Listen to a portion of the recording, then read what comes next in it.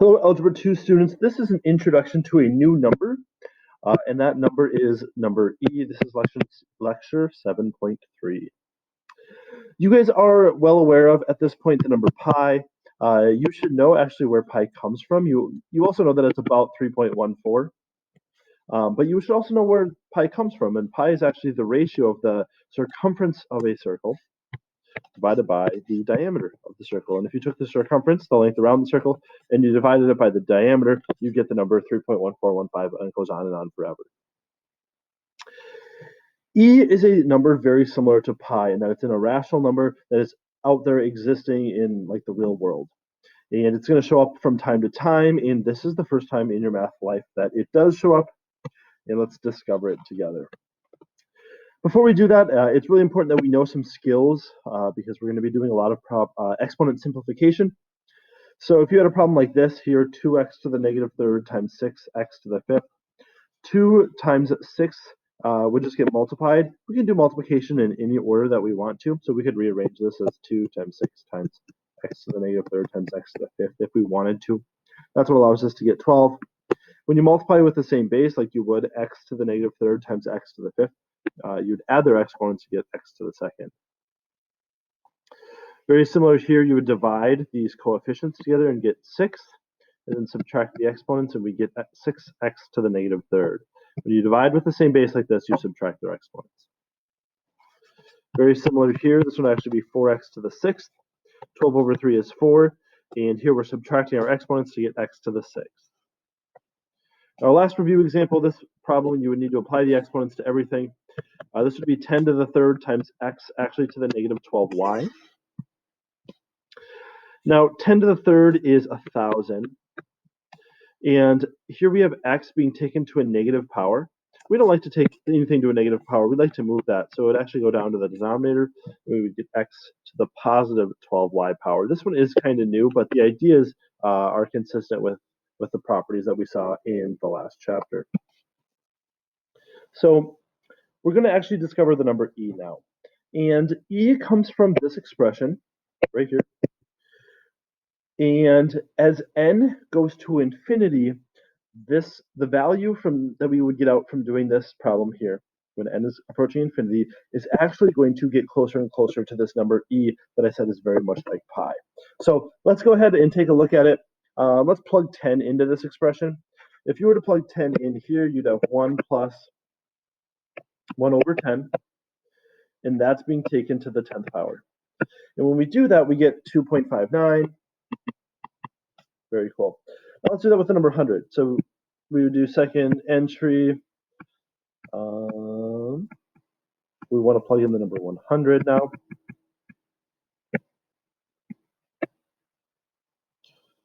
When we do that, we get 2.705, maybe 2.71.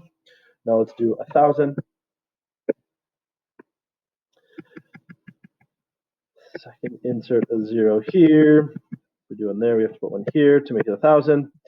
We get 2.72. I'm going to skip ahead to 100,000 just for the sake of time. Boom, 2.7. So notice we had a little bit of a change here between 10 and 100. It went up by 0.1 roughly. Now we're going up, we're going from 1,000 to 10,000, and we go up by 0.002 roughly. So here we got 2.718. So as n is getting larger and larger, here we just plugged in 100,000. It wasn't changing very much. And what it's approaching is, like I said earlier, is the number e. And e, just like, you can rattle off 3.141592654, same idea with e, but e is number 2.71828182. Okay, it doesn't actually repeat here. This isn't a pattern. Don't think it is just because it kind of looks like it is. It goes off and starts repeating it with weird, or not repeating with other weird numbers. E is a very famous mathematical discovery. It's going to show up in other contexts, and it's going to be showing up in things that you would not relate at all to this formula coming up. So we need to be able to do a couple things in this lesson. We need to be able to simplify expressions that have e in them. We need to use a calculator to evaluate e. We're not going to worry about that yet. Oh yeah, graphing natural base functions, that's still fine. And then we need to talk about interest compounding continuously. So just like we had x and we would simplify expressions that had x in them, you can treat e the same way. Even though e is a defined number, right? We know e is 2.718 roughly. We can still simplify expressions with e, but kind of treating it like it was x. So this problem, we already did this with x is filled in. We would get 12 e to the second. There's going to be plenty of people that give me the number e, like take the number e and square it and then multiply by the 12. You're not going to get any credit for that. I'm telling you to simplify the expression. I want it to be exact. I want it to still have e in it. This one would be 6e to the third because 24 over 4 is 6, so then you subtract their exponents. This would be 4e to the sixth. And this one would be 1,000 over e to the 12x, just like the other one was 1,000 over x to the 12y or something like that. This is how you would simplify that expression. So that was one of the tasks that you guys need to be able to do. The second one is to calculate with the number e involved. So your calculator actually has a button for the number e. You're going to notice it right over here next to pi. It is the e button. So if you want to do e to the -3/4, we can do that by just typing it in. You're going to want to give me at least 3 decimal places for these types of questions. The number 3 decimal places is going to show up a lot this chapter. So it's 0.472. We can do the same thing with this one. 0.4 e over here. Remember, it's the division symbol, but pushing second. E to the 3.1. And you would get 8.879. I do want to point out one thing for a question like this. We could have done it. There's another button right here that says e to a power. E is often being taken to a power, and like we see here. So e to a power is actually a built-in button. That doesn't really matter. You're going to get the same thing. I just wanted to point out that we often are taking e to a power. Notice both of these questions we were. And so there is a specific button for that. The third of the 4 tasks was to graph equations that have e in them. You guys know how to graph at this point. You go to the y equals button, you type it in, and you look at the table and you plot the points. That's it. That's all I'm having to do. -3 e to the 0.7x plus 1. You're going to need to graph it. Hey, there it is. Okay, do not just look at it and follow it. Push second table and then plot these points. -3.6, -2.26, -1.49, 0, -2, 1, -5. Voila. You're going to need to tell me the domain and range for these.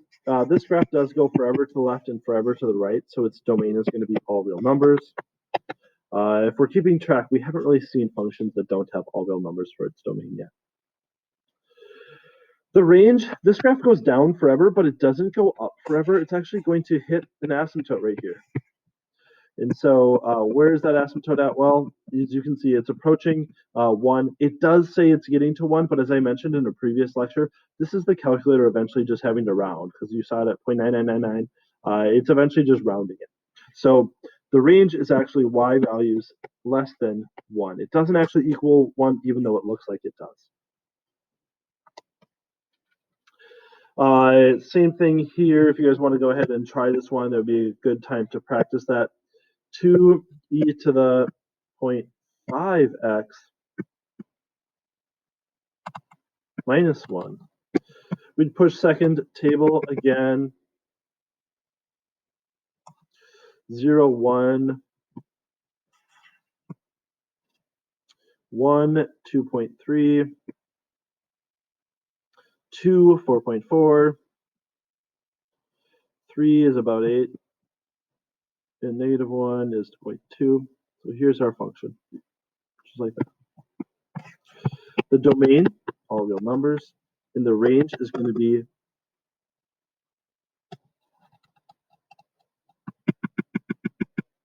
-2 is at -0.2, -3 is at -0.5.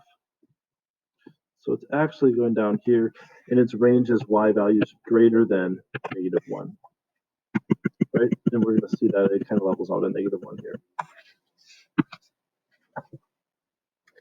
The last thing I want to talk about is interest compounded continuously. So in the previous lecture, we had this formula. P was our initial amount, R was the rate, N was the number of times it was compounded, and then T was time. Now this formula, if we are talking about something that is always compounding continuously, okay?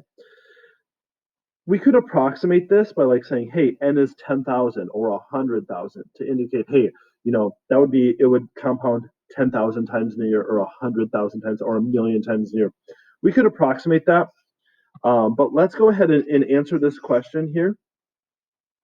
Mr. Nyquist buys stocks worth $1,000, which he expects to grow at 8%. After 10 years, how much money are the stocks worth for this given value of N? So we're going to take this formula.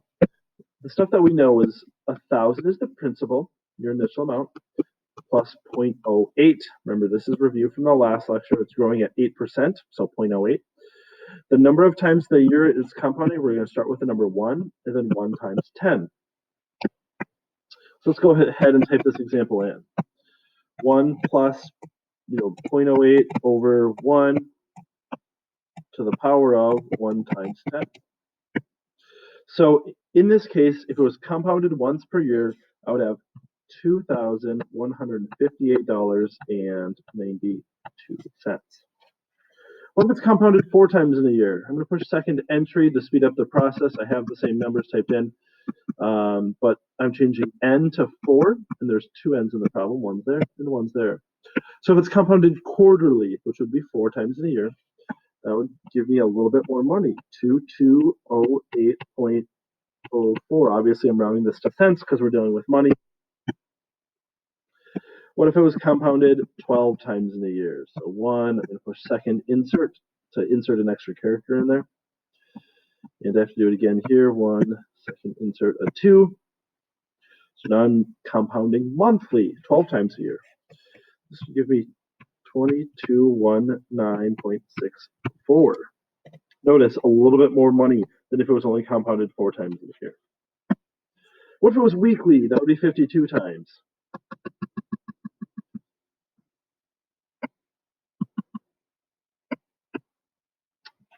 That would be 2224.17. So over here, between 1 and 4, only adding 3 times, we actually gained $50 by compounding it 3 more times. What about 8 more times here? Well, that only made an $11 difference. And then compounding this additional 40 times only made a $5 difference. And so this is not a linear relationship. For every 1 extra time you compound, it doesn't equal that same amount of money that you're adding. It's going to be changing. So let's try 365, and then let's talk about the continuously example. So if we're going to compound this 365 times in a year, of course, that would be once a day. Now we added over 300, and we only added about $1, right? 2225.35. So we only added an extra $1, even though we compounded it 300 more times. So the more times that you compound it, yes, you are getting more money, but it's not changing as much. It's not very drastic, especially when you get up into the hundreds. So what if it's continuously? Well, we could approximate this by making this a huge number, like 1,000,000. Okay. However, there is actually a specific formula that deals with compounding continuously. And ta-da, what do you know? It involves the number e. And if you think about it, this expression right here actually, I'm going to change the color of that, actually is kind of like the number e. So 1 plus 1 over n to the nth power. Very similar here. And so that's why it's going to use the number e. Let's talk about this here. The value of stocks or any type of investment, when the interest is compounding continuously, uses a specific formula. And that formula actually has a name, and that name is what it spells, PERT. Okay, or we call it the PERT formula. And it's only to be used when you have an investment that is compounding continuously. P, of course, is your principal, your initial amount. R is the rate, and T is time. It makes this very simple. So in this problem, 500 e to the RT power. R in this problem is 6%. And, I'm 31, I guess. So if I want to figure out how much money I'm going to have when I'm 62, I'd have to plug in 31. So 500 e to the 0.06 times 31 would give you the answer to this specific problem here. 500 e to the, I need this parenthesis. It would be wrong without it, but I like it. 0.06 times 31. So in this problem, I would have $3211.87. $3,200. So I went from $500 to $3,211.87 if my interest was compounded continuously. Let's just go back to this problem, and then we can be done for the day. 1,000 is your initial amount. 1,000. We want to compound continuously, so it'd be e to the 0.08 times 10, because 10 is time. So it'd be 1,000 e to the 0.08 times 10.